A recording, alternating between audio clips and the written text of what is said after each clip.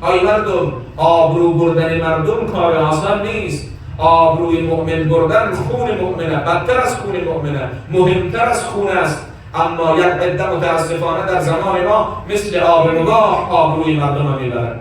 تثبیت ناموس مردم را در فضای مجازی میگذارند. میگه سایت همسریابی است. او خانم بیچاره خبر نداره، به هر دلیل عکسش به دست یک آدم ظالم افتاده، در فضای مجازی پست میکنه، چند تا دروغ دیگه اضافه میکنه که من خانمی هستم از فلان ولایت، میخواهم شوهر کنم، اگر کسی میخواهد مرا به همسری انتخاب کند شماره من در اینجا موجوده، به من تماس بگیرد. آبروی ناموس مردم میبرد. به خاطر این پست ها انسان کشته شده است، زن از شوهر طلاق شده است، نزاع بین دو تا قوم افتاده. چرا از خدا را میترسن یک عده آبروی خانم مردم را، ناموس مردم را، دختر مردم را، برادر مردم را، خواهر مردم را در فضای مجازی میبرند. اتهاماتی را شما میبینید، اختلافاتی را شما میبینید. آبروی مردم بردن کار سخت است. یکی از نامهای خدا ستار العیوبه، یعنی عیب میپوشانند. من و شما صدها عیب داریم، اما خدا تا هنوز ما را رسوا نکرده است،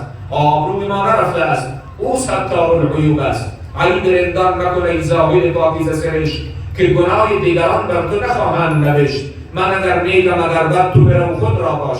تو چی دانی که پسی پردکی خوب است که زشت؟ خیلی بد عادت داریم. اول خود عرض میکنم، هی دنبال عیب مردمیم. آقا فلانی چطور شد؟ چرا به خانه فلانی رفت؟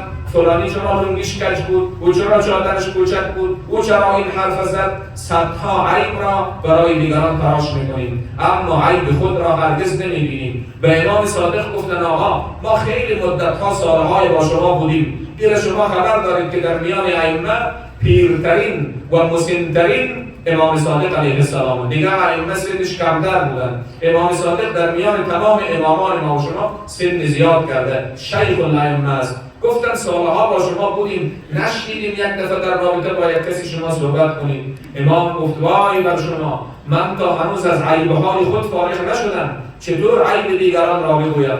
عیب جویی بدترین گناه است که صاحبش را در قیامت در موقف خاص اثبات میکنه.